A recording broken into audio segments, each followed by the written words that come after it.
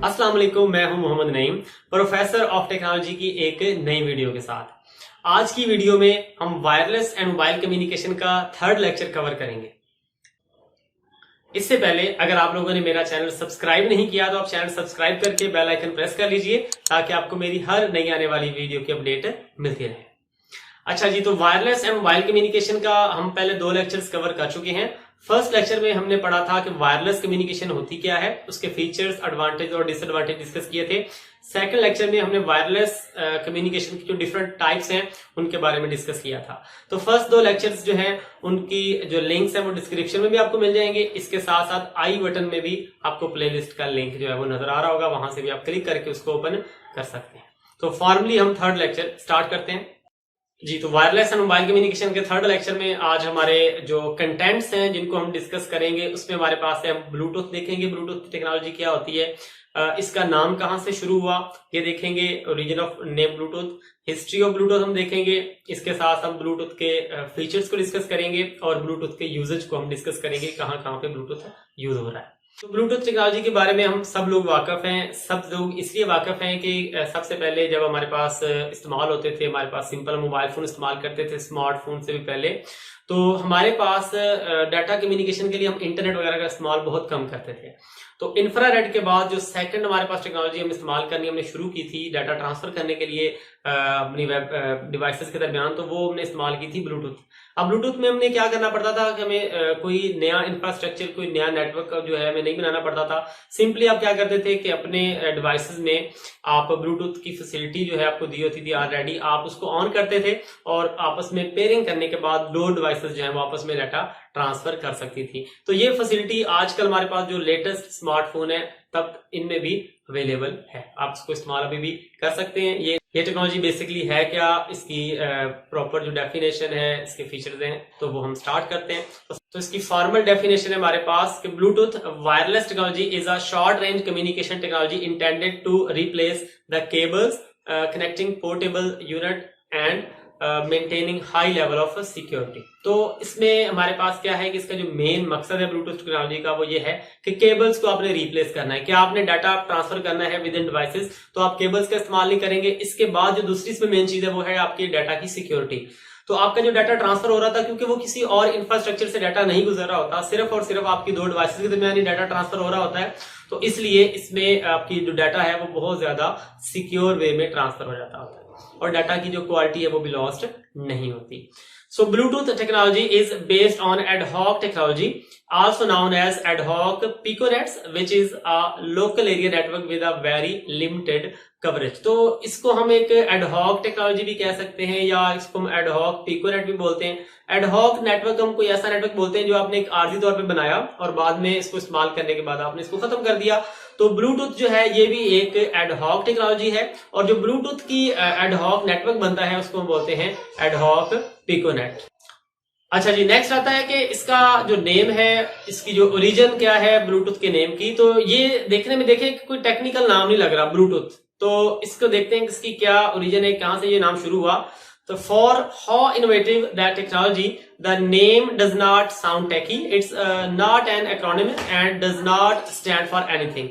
तो ब्लूटूथ जो है वो कहते हैं कि ये एक बहुत हमारे पास एक लेटेस्ट, जितनी भी लेटेस्ट टेक्नोलॉजी है, लेकिन इसका जो नाम है वो टेक्निकल नहीं है, ना तो ये कोई एब्रीविएशन है, ना ही कोई ये एक्रोनिम है, ना ही इससे कोई और इंग्लिश का वर्ड बनता है।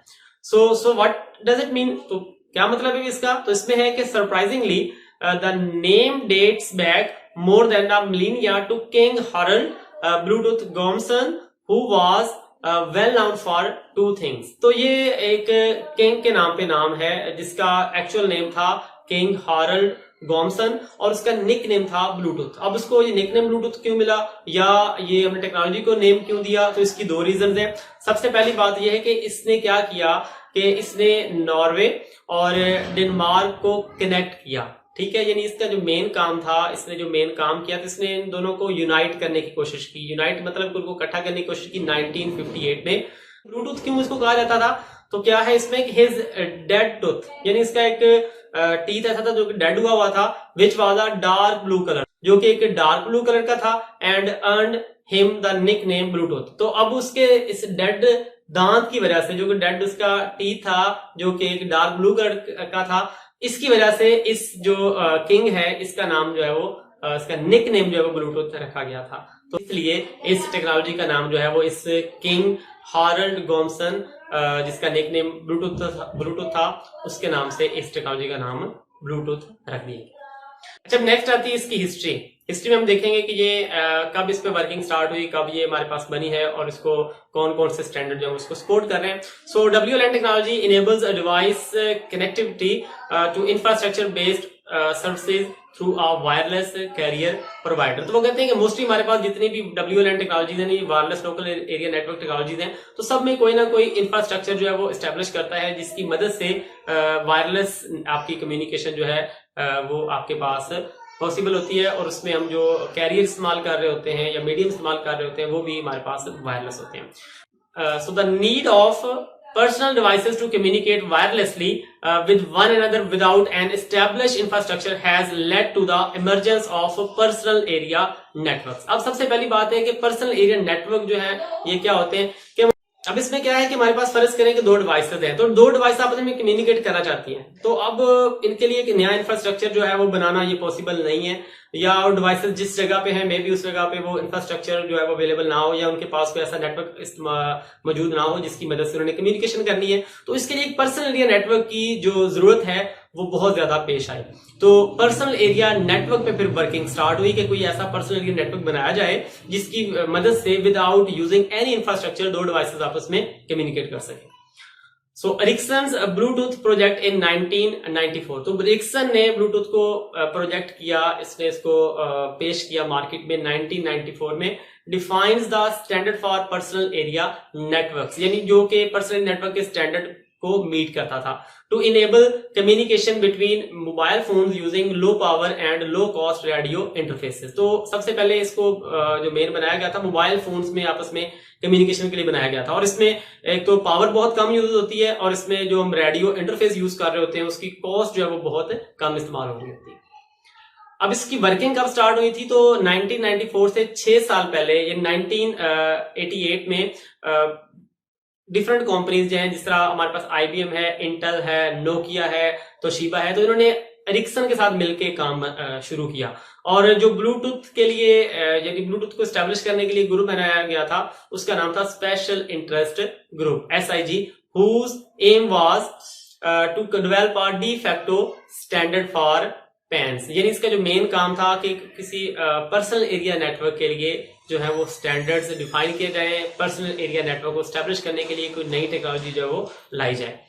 सो अब क्या है कि ये हमारे पास एस्टेब्लिश हो चुका है, तो IEEE ने इसको एक स्टैंडर्ड दिया है। IEEE has approved a Bluetooth based standard name IEEE 802.15.1 for wireless personal area networks. तो अब इसने क्या किया है कि ब्लूटूथ को एक वायरलेस पर्सनल एरिया नेटवर्क की टेक्नोलॉजी के तौर पे इसको एक्सेप्ट किया है और इसको एक स्टैंडर्ड दिया है जिसका नाम है IEEE 802.15.1। अब IEEE क्या है? IEEE एक इदारा है जो कि डिफरेंट कॉन्फ्रेंसेस वगैरह भी करवाता है और ये डिफरेंट हमारे पास जो नेटवर्क टेक्नोलॉजीज हैं, नेटवर्क डिवाइसेज हैं, तो उनको ये स्टैंडर्ड प्रोवाइड करता है। इसका जो कंप्लीट नाम है वो है institute of electronics and electrical engineers.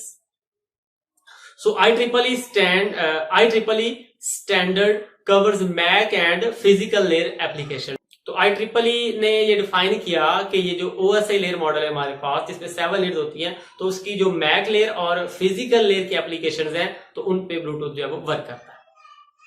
अब ब्लूटूथ के मेन फीचर्स हमारे पास क्या हैं, तो Bluetooth specification detail the entire protocol stack. तो इसका पूरे का पूरा प्रोटोकॉल स्टैक है।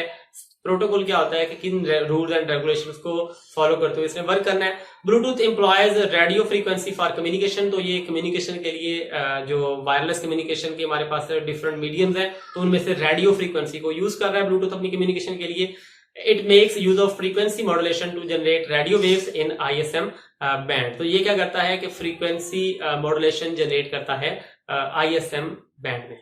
तो ये ब्लूटूथ का आपको यहाँ पे सिंबल भी नजर आ रहा होगा और साथ आपको एक डिवाइस नजर आ रही है, ये जो ज्यादातर एज ईयरफोन इसको इस्तेमाल कर रहे होते हैं, ब्लूटूथ डिवाइस यहाँ पे दिखाई।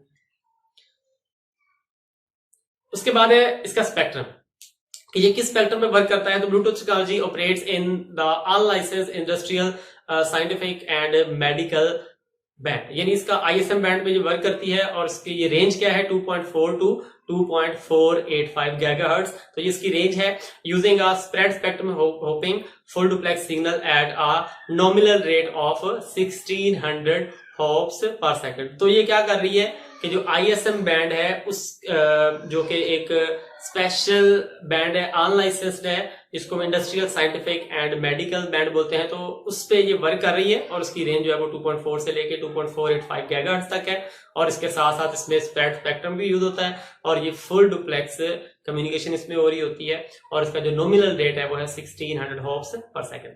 The 2.4 gigahertz ISM band is available and unlicensed in most countries. तो मोस्टली जो कंट्रीज में जो हमारे पास यूज होने वाला इसका स्टैंडर्ड है वो हमारे पास है, या हमारे पास की जो रेंज है वो है 2.4 गीगाहर्ट्ज ISM बैंड, जो कि डिफरेंट कंट्रीज में हमारे पास मोस्टली कंट्रीज में अवेलेबल है और बिल्कुल फ्री ऑफ कॉस्ट है, अनलाइसेंस्ड है। इसके बाद आती है इसकी रेंज क्या होती है। तो इसकी रेंज हमारे पास होती है, रेंज से मुराद है कि डिवाइसेस कितनी आपस में फासले पे होते हैं, कम्युनिकेशन कर सकती हैं। तो ये डिपेंड करता है डिवाइस पे। हमारे पास 3 तरह की डिवाइसेस होती हैं, क्लास 1, क्लास 2 और क्लास 3। तो इसमें देखा जाए तो हमारे पास यहाँ पे डिस्कस किया गया है कि Bluetooth operating range depends on the device, device पे डिपेंड करती है। क्लास 3 रेडियो, यानी क्लास 3 की हमारे पास जो डिवाइस है, क्लास 3 रेडियो की डिवाइसेस क्या करती हैं, have a range of up to 1 metre और 3 फीट। और जो क्लास 2 हमारे पास रेडियो डिवाइसेस हैं, जो कि हमारे पास ज्यादातर जिस तरह हमारे पास सेल फोन्स वगैरह हैं, तो इन डिवाइसेस में जो रेंज है ब्लूटूथ की वो है 10 मीटर और 30 फीट, या इसको हम कहते हैं कि ये 10 मीटर से या इसको हम बोलते हैं तकरीबन 30 फीट इसकी रेंज है। और जो हमारे पास क्लास 1 डिवाइसेस है, जो कि इंडस्ट्रियल डिवाइसेस हमारे पास इंडस्ट्रीज वगैरह में यूज होती हैं, तो वहां पे इसकी जो रेंज है वो है 100 मीटर्स और 300 फीट। अब आता है इसका डाटा रेट क्या। डाटा रेट क्या मतलब किस स्पीड से डाटा जो है उसमें ट्रांसफर होता है। तो हमारे पास इसके 2 वर्जन है हमारे पास, एक पहला 1.2 था, दूसरा 2.0 है।